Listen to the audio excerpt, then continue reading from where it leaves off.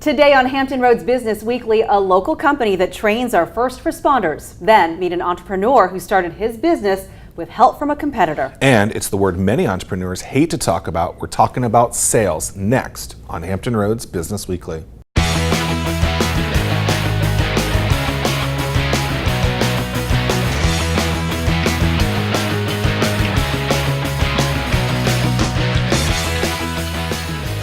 Hello and thanks for joining us. I'm Cheryl Tan. And I'm Zach Miller. Welcome to Hampton Roads Business Weekly, a look at the businesses and entrepreneurs making an impact right here in Hampton Roads. We start today with following your passion. I spoke with Lindsey Germano, who followed up his career as a firefighter by becoming the COO of Speck Rescue International.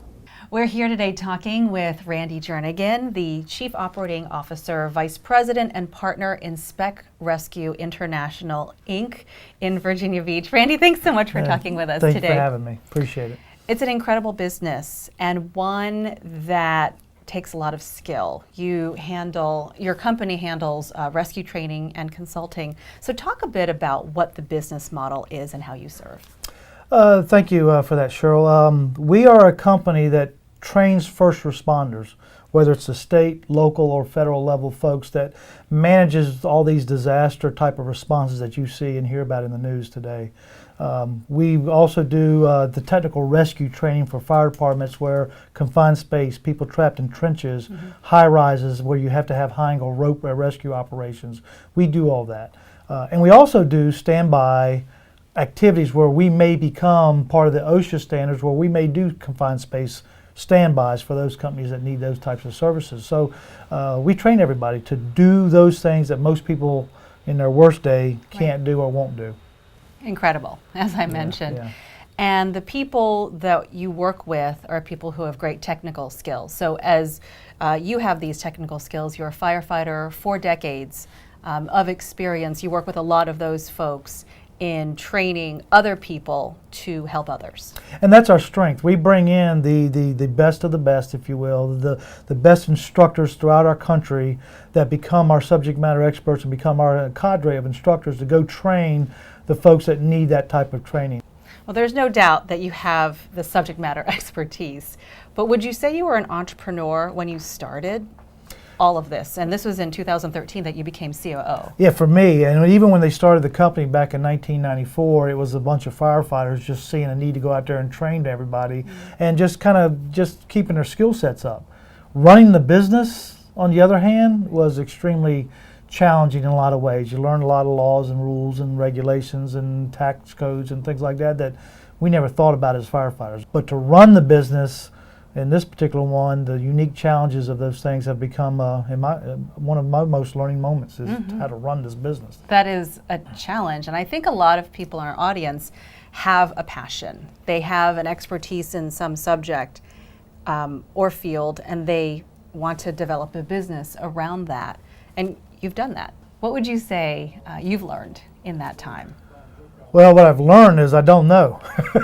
And reality is that there's a lot of research and business management and things like that you really need to start learning how to run a business. And I find myself even trying to take business courses and things that while I thought I knew it, I don't. And you got to learn. And if you don't stay on top of that, what you bring, your craft, is only one piece of it. Running the business is the challenge for those, in my case, that didn't understand how business is run. When you left the fire department, is this what you imagined your career path would be? Actually, no. I was an instructor for the company, and I did a lot of training, and I enjoyed that. The CEO, Dean Patrick, he's been around 50 years in the fire service, and he needed somebody to help him manage the operations as he's getting older and wanting to do other things in his life. And so I bit the bullet and said, yeah, I'll retire, which was the right time, and took this job on. And then I remind him daily about, man, I bit more than I could chew in some cases. So, but yeah, it's a huge challenge. It's enjoying. I enjoy it to try to run a business, and we're working hard at it. What 1 or 2 things would you leave with someone in terms of advice? Maybe classes they need to take or skills they need to get really good at if they want to take their passion into a business and figure out how to manage the whole thing? Well, the first thing I would say is your finances. Whoever's managing the finances for you, either you got to go learn it or you hire someone you trust that can do that. And managing the finances to keep your books the way they need to be is the first challenge, either whether you learn it or hire someone to do that. And then the second one is to realize that you've got to put in at this level the sweat equity to keep that business going. The employees come to work and work hard for your company, and they try to do the right thing by you. And then in our case, we hire instructors who want to come teach, and the rest of the stuff is the business itself. So keeping the books, keeping the inventories, and things like that are really two of the things that I think someone really needs to pay attention to: inventory management and financial management. Because the buck stops with you, right? Yeah, in this case, yeah, absolutely. Randy, thank you very much. Thank Appreciate you. your time. No problem. Glad to help. Coming up, we're talking about sales. For some entrepreneurs, it's a 4-letter word, but my next guest has a unique way of tracking down leads. But first, we want to hear what you have to say about Hampton Roads Business Weekly. If you have questions or comments, tweet us at HRBizWeekly. We're back in 2 minutes. We are here today with John Otaka, the president of Better View Windows and More in Virginia Beach. John, thanks so much for talking with us today. Thank you for having me. You've told me that you're a serial entrepreneur, and Better View Windows is your latest entrepreneurial venture that started in 2015. Can you talk with us about how different your business looks today than it was when you started? Well, it's grown a lot, and I know that's important, but we've gone from it just being me driving around in a truck to where now we have 7 employees, subcontractors, an office, warehouse, showroom, and all out of my living room, which my wife is very happy about, by the way. Right, right. Well, the growth is always good. You've taken experience in the construction business and poured it, it seems, into this current business. Why do you think it's so successful? I believe it's because we do a lot of things differently. I've seen how our industry is, and I just believe that we can give our customers more. Some of that's different brands. I mean, we sell a lot of things that other people don't do. We were talking earlier about sales and the sales machine and how some business owners maybe don't understand how important that sales piece is. Mm-hmm. And when we're talking about hard work in business, that the sales part has to be really high up there. So can you talk a little bit about sales, the sales process, and how you find success with that? Sure. Well, talking about how we started out very small in the very beginning, I think a lot of it is we talked about working hard. Mm-hmm. In the very beginning, I would drive around in my truck and I would have flyers, I would have business cards, and I would just cold call different companies, property managers, real estate companies, anyone that I thought had a use for our service. And I know a lot of people will just sit down and wait for the phone to ring. I went out there and I knocked on every door I could think of that would want to talk to me. Mm-hmm. And it worked. And you know, you might have to knock on 10 or 15 doors to find 1 or 2 customers. Well, that just meant the next week I want to knock on 60 doors. And the next month I want to knock on 200 doors. And that's very important. And then the unique side. You've got to have something unique. If you're just doing the same thing that someone else is doing, you have nothing special to offer your client. So you're knocking on doors, you're picking up the phone call, you're driving around. Take us through that sales process, because you say you love sales, but some people really do hate it. What makes you stand out in that sales process? How do you close the sale? Well, the first part is just calling on to your clients. Now, networking is definitely the best way. If I had to share with anyone, you definitely want to talk to your friends, talk to family, talk to other people in your industry because they can help you find future clients. But essentially, it's literally just going and walk into another office, go into a property manager's office and say, hey, we'd like to help you with all your Windows needs. Maybe take a box of donuts with you when you walk in the door. Anything that is different. We actually would go to a donut shop. I would take a flyer and literally just tape it right on the top with all of our specials on it. Because I would know it would sit in the conference room. All these real estate agents would be coming in and taking donuts out of it. And every single time they would actually be looking at our flyer. So the next step, I said, well, the flyer's on top, they're opening it up, they're not seeing the flyer anymore, so let's laminate the flyer and put it on the inside of the top of the donut box. Just any little off-the-wall ideas, and next thing you know, you get a phone call from a real estate agent, hey, I've got a listing over here that needs new windows. How did you hear about us? Well, it's funny, I saw your flyer on a donut box. And those are the things that are fun, just coming up with creative ideas, and then you're able to help someone with a solution, and you just come together. We actually had the chance to meet as a panel member of an entrepreneurship panel at Lansdowne High School in Virginia Beach. And talking to the kids it's so interesting, and it teaches me a lot. What are some of the best things you've been able to tell budding entrepreneurs about how to be successful as a business owner? I think one of the most important things is don't be afraid to fail. You can't be afraid to fail. You've got to take yourself out of your comfort zone, and you've got to be unique. Those are all the top ones. Be unique. I mean, I've failed before, you know it. So, but you can't be afraid to get someone to say no. It's going to happen. You need to get 3 or 4 no's to get that yes. Right. And then the yeses will keep coming if you continue to ask. Well, then you need a lot more no's.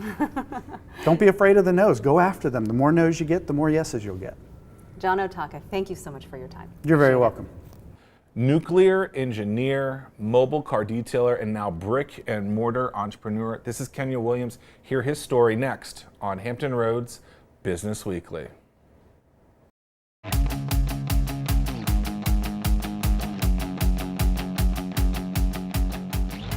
Welcome back to Hampton Roads Business Weekly. We're here with Kenya Williams of I Shine For You up in Williamsburg, Virginia. Thanks for being with us today here, Kenya. Thank you. So I think what's really interesting is you, from a business professional career, have gone through many different paths to get there. You played corporate America, then you started a venture while having the corporate America piece in there, and then you decided, hey, I can establish this and move into a real brick and mortar. Tell us a little bit about the journey of your business career. My business career, I was a nuclear engineer with the Newport News shipyard. I was there for 8 years. I came in straight out of college from ODU. It was kind of like the job to have at the time, so I just went and took it. Okay. But I always had a love and a passion for cars, and at the time, Ford was here in Norfolk, but they were gone by the time I graduated. So, like I said, I just took a job, and then I started working at the shipyard, and after a while, it became just a job. I felt like I was happy. I was just there to get a paycheck. So, you loved cars. What made you think that detailing cars was something that you could do? And how'd you get your first kind of customer? Well, my first kind of customer came as a former coworker of mine. I told him what I was trying to do, told him what I wanted to do, and I explained it to him, and he was like, "Hey, I'll be your first customer." I was like, "Really?" He was like, "Yeah," because I always used to try to keep my cars clean. I didn't have any luxury car or anything like that, but every car that I own, I always try to keep it clean. How much money did you get on your first customer? $150. Okay. He paid me $150. So you're a premium service, so you're not like just a drive-through type of piece. Absolutely. So you have a more premium product. When you're finding these, so you find him, first customer, how did you find 2, 3, and 4?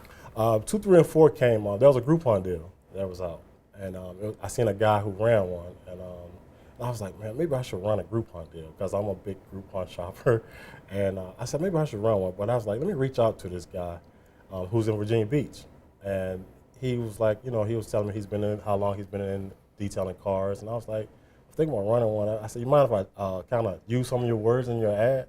He was like, sure, but he said, I got a call from a customer who's looking for my service, and he gave me a customer, and that customer turned into a lifetime customer. So you reached out to a quote unquote competitor and said, hey, I like what you've done. I'm thinking about starting my own company, or I've started my own company. Can I basically steal some of your words to help me with Groupon? And he liked you, and then decided to give you a client of his own. So you did mobile for a while, which in this case means you went to people's houses and cleaned their cars. Absolutely. At some point in the last few months, you've decided that you want to have your own brick and mortar. What did you do to establish from mobile to brick and mortar? Actually, one of the things I did, I called another guy who had 2 locations. He had a location in Newport News, and he had one in Williamsburg. Well, one Thursday afternoon, my wife had choir rehearsal, and she seen a shop that looked vacant. And she said, maybe you should call. I don't think no one's in there. So I called him. It wasn't advertised or anything. And I called him. He was like, yeah, the shop is available. You have to, sign a new lease and all other good stuff. So I was like, hey, why not? So I called, and he said, it's mine. And I signed a new lease, and I moved in because that helped me really to make my decision to say I'm gone from my career. So then you left I left the shipyard. Absolutely. So I had that set in place before I took the final leap. Now, from the so corporate career, mobile career, brick and mortar, each one of those kind of has a different target user. How have you established? Is it a different customer every time, or the same? As a different customer each time, because I feel like I'm the new guy in town, so everyone just want to come see who I am. It's so small that the word is out, word of mouth travels fast, and me being the new guy in town, everyone wants to come see my quality of work.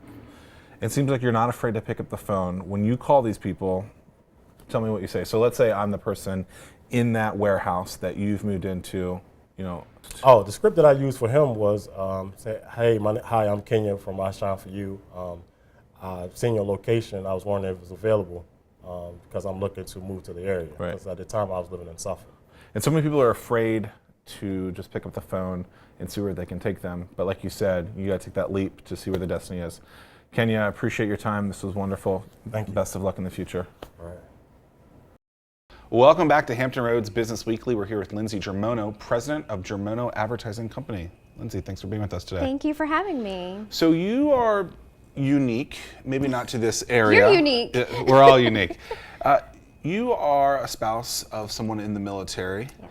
and a lot of people are looking to maybe start a business when they're in kind of that field. How did you realize that maybe starting a business was something that you could do and do well? Well, I grew up in a family of entrepreneurs, so I guess in a way I was always exposed to some sort of business venture. And I worked in corporate for a very long time in advertising and marketing. Met my husband, he's the military, and we were coming up on an assignment, meaning possibly transferring out of the area. So the idea of not working didn't fit for me, and I started trying to think about what I could do and carry with me wherever we go. So I decided to launch my own advertising agency, and it's not like Mad Men. And in that space, really kind of get it going so that way when we came up for that assignment, I could at least have something that I could take with me. But little did I know that 4 months into launching my agency here, we received our orders. And we had 8 weeks to move. So I moved out of state, and for 2.5 years, I commuted back and forth. So I commuted from North Carolina to Virginia to run my business. When you were deciding that you wanted to start an advertising company, was it to be super local in that case? Was it, hey, I'm going to build, because if you have an online business, you can be anywhere. Like where was that in the sphere? So I started with the intention that we would be a media buying agency for all businesses all across the world. And I just had this very ambitious view of what we were going to do. And as any business starts, when they start really get going and get clients, I really started developing our niche.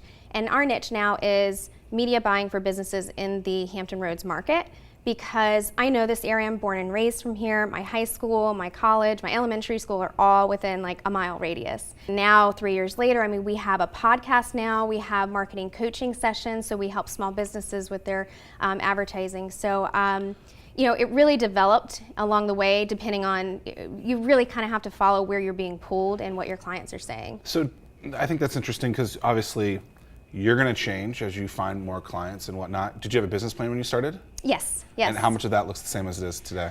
You get where I'm going with this? Yeah. Well, I was at Regent, so Yeah. I was taking my MBA courses at Regent University, and the really nice thing about them, they're wonderful because every single course that you take, you're building a different part of that business plan. So by the time you graduate, you have a full business plan that you can literally just take to wherever and go, here's my marketing segment, my finance, accounting. And so I did have that plan. I would say 80% of it is what we still use today. For another military spouse that might be out there that's contemplating what to do, what would you say for them to do? I've been asked this before, and not to repeat or regurgitate the things that I've said, but in case people miss that, one of the things that I really recommend for a military spouse who wants to start his or her own business is to be realistic.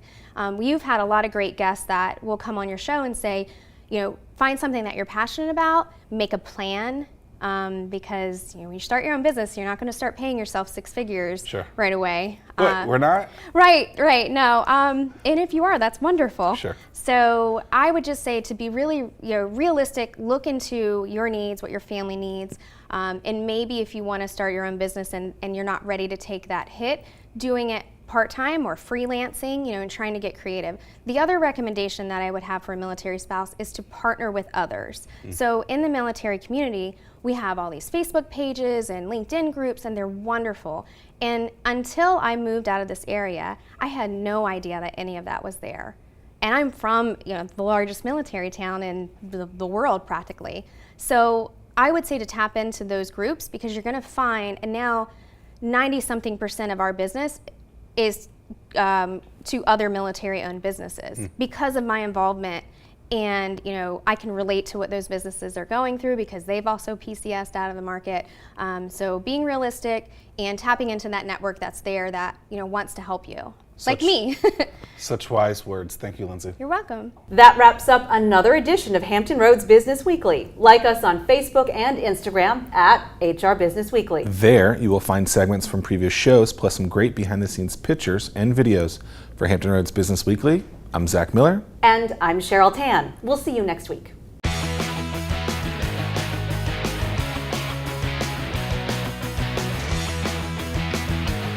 Hampton Roads Business Weekly, sponsored by Regent University and produced by 13 News Now.